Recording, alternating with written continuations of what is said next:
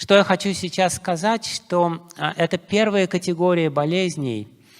Если мы будем смотреть на нее немножко шире, в том числе также означает понимание, в общем-то, своей природы, своих предрасположенностей, своей психологической природы.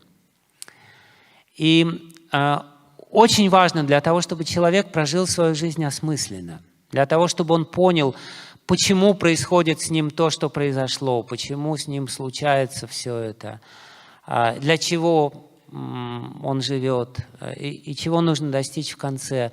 Он должен понять свою природу, свои импульсы, свои склонности, свои таланты, свои лучшие вещи.